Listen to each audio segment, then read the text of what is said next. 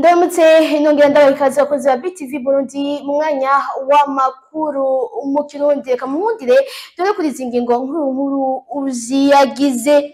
Nta gihugu gishobora gutera imbere kigifise abakozi bashaka kujya iyo batakoze. Byashikirijwe mu kiyago c'umukuru w'igihugu Evariste Ndayishimiye hamwe n'abahoze barongoye Uburundi. Nayo ibimenyesha makuru byaremeje ko bizotanga amakuru atohojwe neza mu matora canke n'inyuma yaho. Ayo n'ayandi ni mukanya.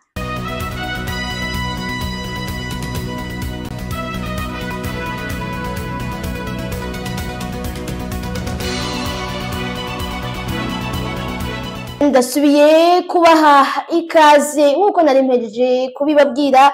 Nta gihugu gishobora gutera kija imbere kigifise abakozi bashaka kujya batakoze. Byashikirijwe mu kiganiro c'umukuru w'igihugu c'u Burundi Evariste Ndayishimiye yagiranye n'abahoze barongoye Uburundi aribo Domitien Ndayizeye hamwe na Sylvestre Ntibantunganya kubijanye n'imbona kazoza y'umwaka wa 2040 hamwe n'2060. Patrick Hatangimana. Uruhara rw'igihugu gutunganya neza itunga ry'igihugu, gutsimbataza intwaro rusangi, gukingira ibidukikije no gukomeza imigenderanire n'ayandi makungu nizo nkingi zizoshikana Burundi kumbona kazoza y'igihugu cifashe mu 2040 n'igihugu giteye imbere mu 2060 nkuko bishikirizwa n'umukuru w'igihugu c'u Burundi Evariste Ndayishimiye mu kiyago yagiranye n'abahoze batwara Burundi. Kugira ugira imbona kazoza ubanza kuraba umurindi abantu bariko mu gukora. Ubonye uwo murindi niho ucubona ukiha uti ndavye mu gihe kingana uku bazabungutse, kuko twebwe twarihenze mu biduteza inyuma n'ikibita ngo leta ni igihugu cose, umwene igihugu wese abari angaje marado leta no kuvuga uruhara rw'igihugu ni twese, nawe urimwo na jewe zaba indongozi babene igihugu. Nico cambere uruhara rwabo, duteza kuba dufise amahoro, duteza kuba dukora neza, hari intwari bereye atamuntu arenganywa, abantu batirirwa kuri sentare, kuko hagiye mwiriwe kuri sentare n'uruhombo kwituga ry'igihugu kuko ntiwakoze. Ubwa kabiri ni ingene utunganya itunga ry'igihugu, ihera ryose rivuye mu gihe cy'igihugu ribihera rigiye gukorera umwene igihugu.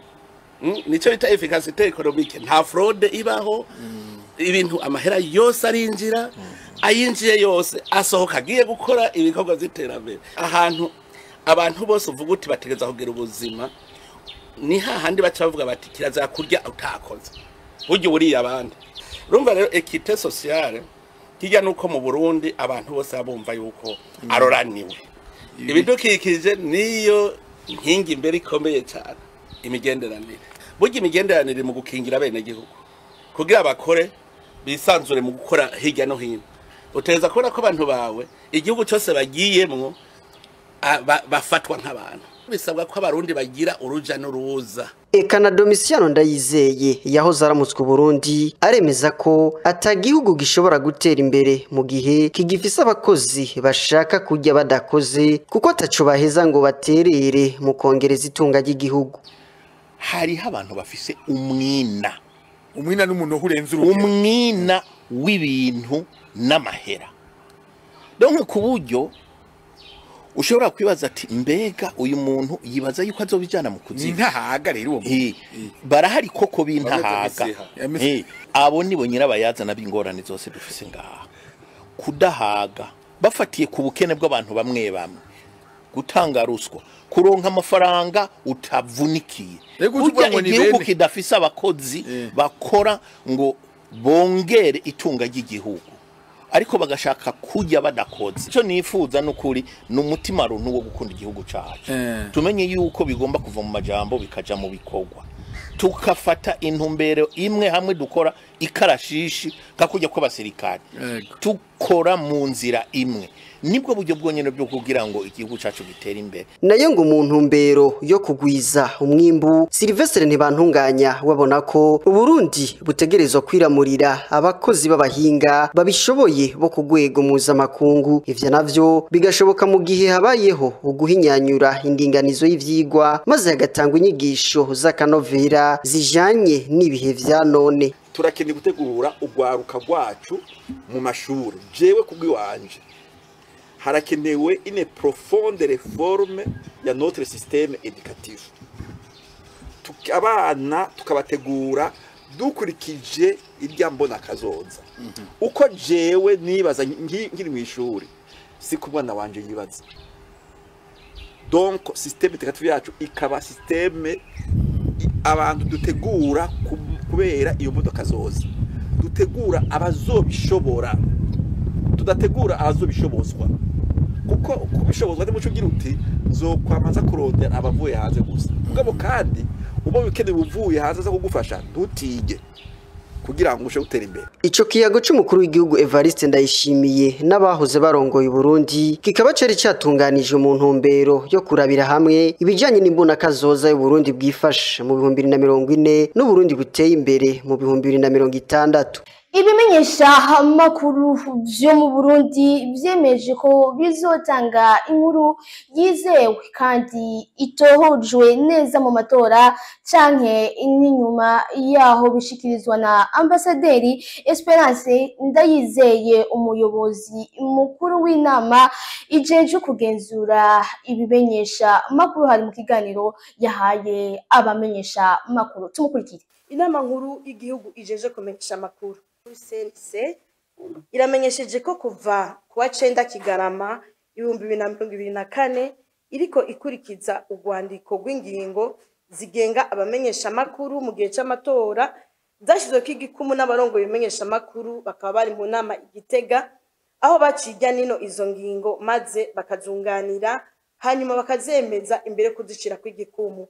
Inama nkuru y'igihugu ijeje kumenyesha makuru irashima ko abasabikira ibimenyesha makuru 60 bari baje muri iyo nama, abashika 59 bashize igikumu kuri izo ngingo. Ivyo birerekana ko ibimenyesha makuru vyo mu Burundi vyiyemeje gukora vyisunza amategeko kugira ngo bitange amakuru anonose neza mu gihe c'amatora yo mu 2025 mu gihugu c'u Burundi. Mu vyo biyemeje harimwo ko bazotanga amakuru atohojwe neza kandi atawegamiye imbere mu matora n'inyuma y'amatora. Bakaba kandi bariyemeje ko batazotanga ibitigiri bivuye mu matora aho mu bice bazoba barimwo bataronse uruhusha rw'abari mu mugwi seni. Ivyo navyo akaba ari mu ntumbero yo kutajuragiza abene gihugu mu kubashikiriza ibiharuro bitaratomoka neza. Inama nkuru y'igihugu ijeje kumenyesha amakuru iboneye akaryo kunegura abamenyesheje ko izo ngingo habayemwo agahato mu kuzishira kw'igikumu. Ivyo no guhakana ukuri kandi nibiri mu karangamutima ko kumenyesha amakuru. Inama nkuru y'igihugu ijeje kumenyesha amakuru iramenyesheje kandi ko izo ngingo zitaje gusubirira amategeko ahasanzwe. Amategeko nk'itegeko rigenga abamenyesha amakuru n'andi mategeko y'igihugu bizoguma bikurikizwa nk'uko bigenda mu gihe gisanzwe. Umugwi wa Remesha ukina urukino rw'amaboko watahutse kuri uno wa kabiri uvuye mu rukino rw'akarere ka gatanu batahukanye igikombe, bakaba bari bavuye hariya mu gihugu ca Tanzania. Jules Verne Nakimana. Nyuma yo gukina ihiganwa ryiza mu gutsinda inkino 5-5, umugwi wa Remesha Basketball Club kuri uyu wa kabiri niyo bashika ku kibuga c'indege citiriwe Melchior Ndadaye cy'Ibujumbura n'igikombe mu minwe batahukanye mu nkino z'akarere ka gatanu. Napoleon abikunze kizigenza w'umugwi wa Remesha avuga ko bafashijwe no gushira hamwe. Turanezerewe cyane ko zose nuko muba muri umwe bimvanamwo, suko duse ubuhinga busimbwa abandi cyo turi iki ari no bahari bakwe twagiriye kandi shobora gushirwa n'indi mu rwari wese ani no gushira hamwe gusa. Nayo ku bwa Steve Fernand Izegwe ikegera cy'umumenyereza mukuru w'umugwi wa Remesha ngo barahigiye ibitari bike bizobafasha no mu zindi nkino. Iri higanwa tuvuyemo higanwa ryatumye abakinyi bacu benshi batari bwakine iyi mikino yo ku rwego mpuzamakungu bashobora kwipima bakabona urugero bagezeko. bisigura rero ko umwaka utaha cyangwa izindi nkino zizokurikira zishobora gushika ku rwego mpuzamakungu bazoba bamaze kumenyera kandi bazoba bumva ko iyo umukinnyi ari mushasha n'izi higanwa mpuzamakungu agishikayo agenda afise ubwoba ngo iyo umaze kurukina rumwe zibiri biratuma ubwo bwabo buhera ukabona ko bajya abakinnyi muhura naho bari ku rwego rwawe nibaza ko bizotuma umugwi ahakuru abanywanyi kuri ino saha barashima ko tuzanye igikombe ku rwego rwa zone 5 nibaza ko bagiye gutera intege cyane uko gusumba uko bahora umugwi kugira ngo umugwi ugere kure kurusha aho wari umaze kugera tumwana ushikiriza abakunzi baremesha nuko byukuri borema ko umugwi wabo urashoboye iki cuno munsi iriganwa dutwaye ni ikimenyamenya yuko bafise umugwi ukomeye rero tubasaba kubandanya batera intege kubandanya badufasha mu bijanye n'uburyo kubandanya badufasha mu bikenewe byose kugira ngo umugwi waremesha ubandanye utera imbere muri iryo higanwa umugwi wa Rezipo bari kumwe watahukanye ikibanza ca kane nyuma ya Remesha ya mbere, Dar City ya kabiri n'umugwi wa KPA wo muri Kenya wa gatatu. Umugwi wa Remesha ukaba uciye ukwiza ibikombe bibiri muri uno mwaka utahukanye nyuma y'igikombe cyitiriwe incungu baheruka gutahukana. Tubandanirize ino makuru yacu avugwa mu makuru dushikirizwa na Elvis Munyaneza.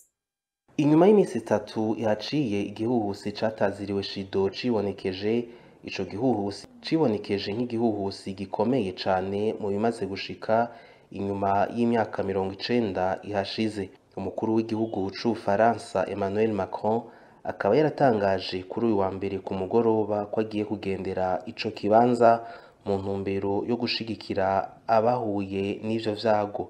Ibiharuro vyamaze kwitaba Imana bikaba biharurwa kuri 21 n'ibindi bimaze kononekana. Abasanzwe baba muri ico gice bakamenyesha ko bakeneye ubufasha bw'amazi yo mu macupa, ivyo kurya, imfashanyo y'ubuvuzi kuko ahanini n'ibitaro vyononekaye vyinshi vyarasenyutse. Abo bakamenyesha ko hakenewe n'imiduga yo gushaka no gutabara. Ivyo biharuro bikarushiriza kugorana kuko Mayotte ari igihugu gifise umugenzo ukomeye w'Abisilamu kandi mu migenzo yabo benshi mu bapfuye birashoboka ko bahambwe mu masaha 28. Inyuma yaho haciye imisi 8 akuwe ku butegetsi uwahoze ari umukuru w'igihugu ca Syria Bashar al-Assad amenyesha ko yahunze Syria inyuma yaho ubutegetsi bwiwe butembagarijwe.